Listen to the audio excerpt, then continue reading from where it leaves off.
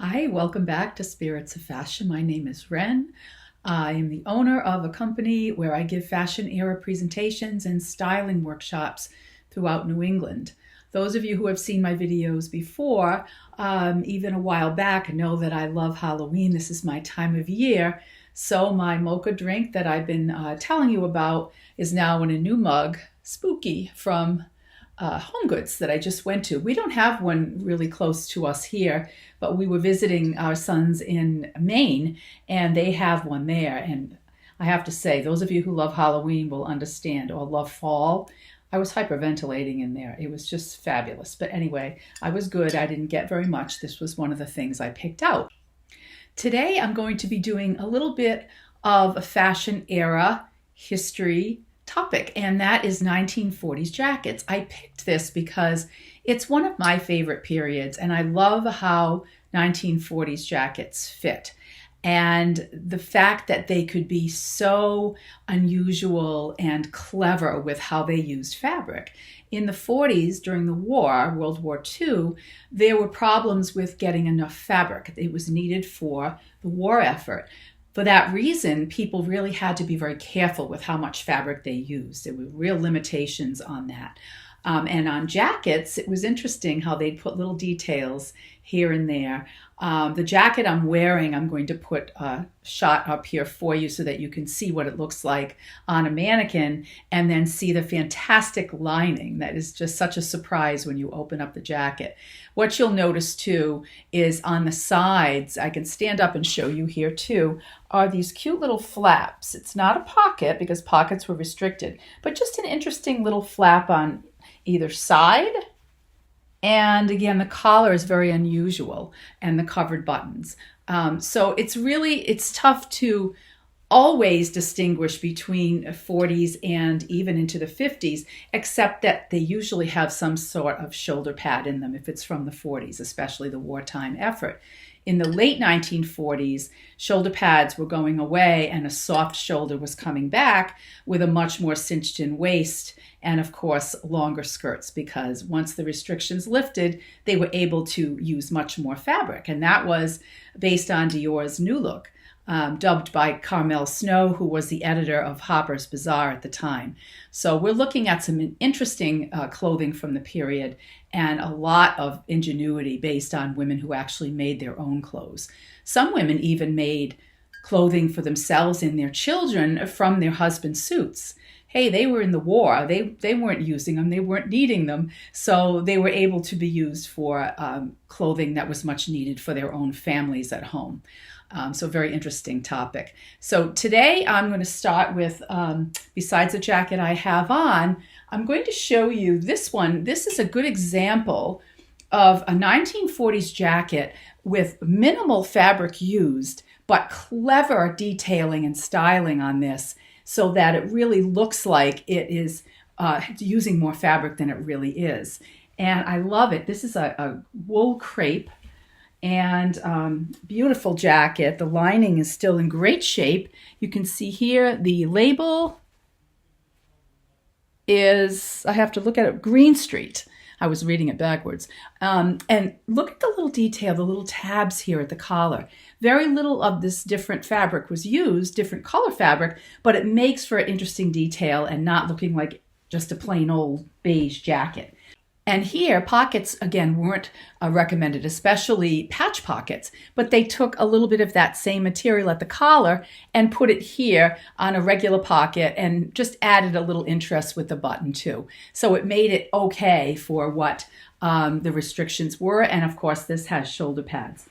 Fits beautifully, quite tailored in the back. The cinched waists in the 40s during the war period were not as cinched as they would become in the late 40s and into the 50s, but they did have some shape to them. They weren't just a boxy jacket. This next jacket was found in San Diego, and it was in a big warehouse. I don't remember the name of it. This was in 1998. But I remember the amazing color-coded vintage fashion they had there.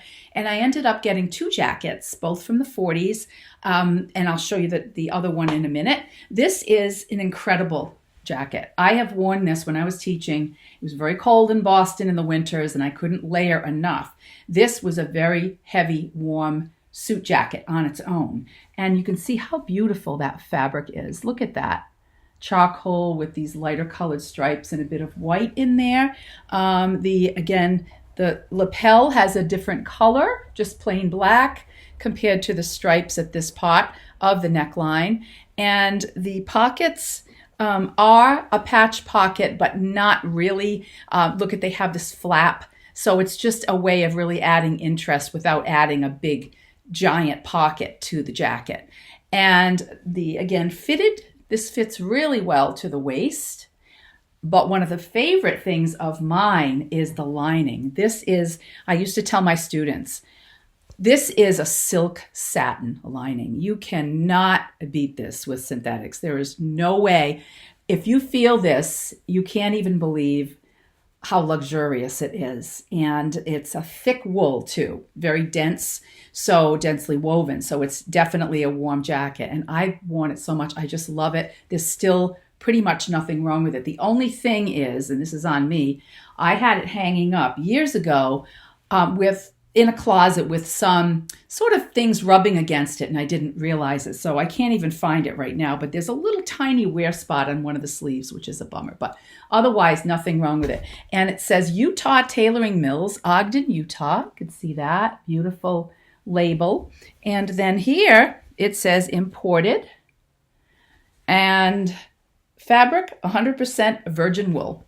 Can't get better than that. I think I paid $60 for one and $40 for the other one. So fantastic. The next one is the other jacket that I got in San Diego. And some of you have maybe seen the video I did on the Victory Red from Besame. It's nail polish and lipstick, came in a little set, and I believe they're back out again. And it also came with this V for Victory pin.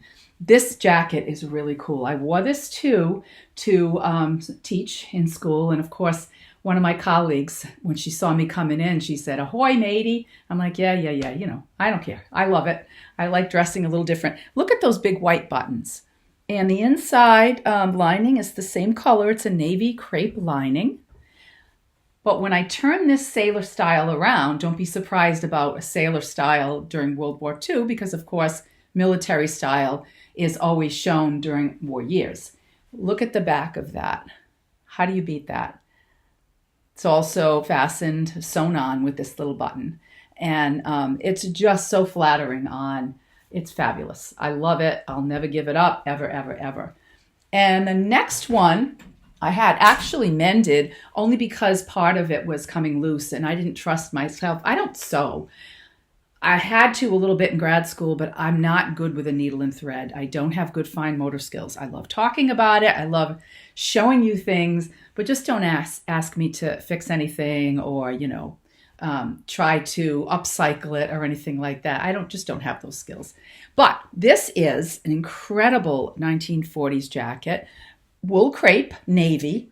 Here's your label. Flora Roberts, I believe it says, and genuine Flora Roberts. And it's absolutely beautiful. Philadelphia, PA. And just has 1, 2, 3, 4, 5, 6, 7, 8, 9, 10 buttons. Beautiful condition. It's not like the new fast fashion where the buttons aren't put on very well. They're not fastened well, so they fall off a lot sooner. These buttons aren't going anywhere.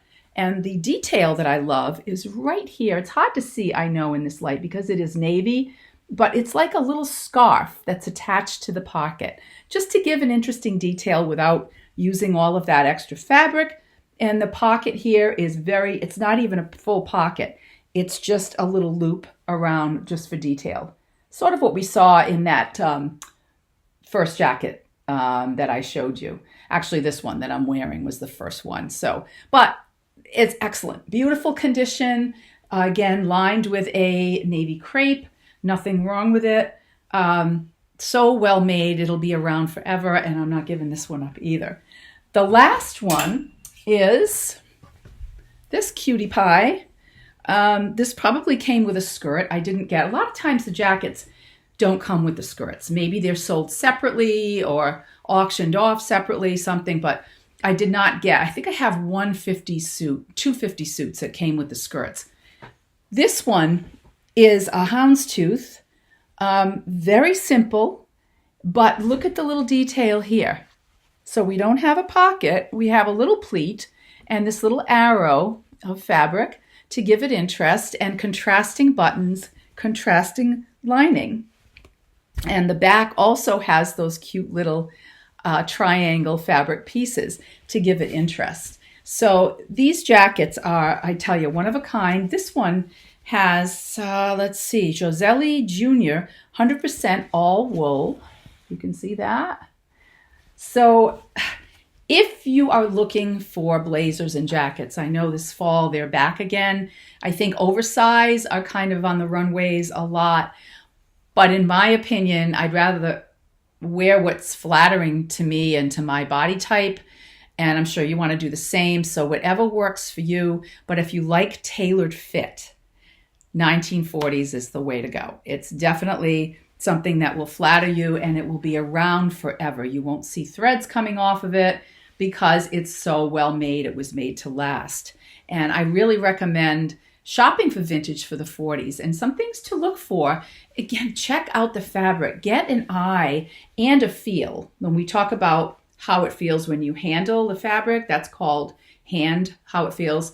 And I know with me, I don't like to order as much online because I want to feel it before I buy it and I want to try it on. This one, you can tell it's great fabric. You can just tell by the way it feels. And even the fact that the lining is not ripped. Linings that are made from acetate, which is a regenerated fiber, and it was made, I think, in the 40s or 50s. So it was around, but it was really started to be used in clothing a little later than that. And if you've ever had a coat, a winter coat, and like me, you often put your keys in your pocket, don't be surprised if after not too long in the life of the coat, your keys go through the ripped pocket lining and into the bottom hem of the coat. It's happened to me a few times because acetate has very poor abrasion resistance. So when you rub it for any length of time, it will start to split and open up whatever you're wearing and start to shred, etc., and have holes put in them. And textile labs do that. I had to take a textiles class, of course, in grad school, and we did all of these tests, and one of them was abrasion resistance. And I'll never forget because it looked like a CD player, but it was like a sandpaper. And you tested small swatches of fabric to see how long it would take to wear a hole in it. And acetate was pretty quick. So just a little education on fabrics that are not strong, like the jackets that you've seen here and the linings you've seen here. So I really hope you enjoyed today's video. If you did, please like and subscribe, give it a thumbs up. And next week, I'm going to be back to some senior style. And then again, I will go every other week with the little fashion history information too. Just one last tip, when you are looking for real vintage in a thrift store, in a consignment store, basically check the quality. Check how well the buttons are put on. I mean, there's a lot of other details to look for, but you will become very good, especially if you go to a vintage store and you know that it's, they've labeled it 40s, 50s, whatever. You can go and even if you don't buy anything, you can just feel it and look at it and really see how it's made.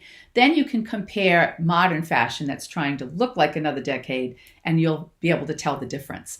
And believe me, what you would pay for a vintage garment will pay off in wearability and length of life. So go out there and enjoy your vintage shopping and thrift shopping, and I will see you next week in my video. Please remember that I have a website, spiritsoffashion.com, and I'm going to be putting more content on there as well as some freebies that you can download.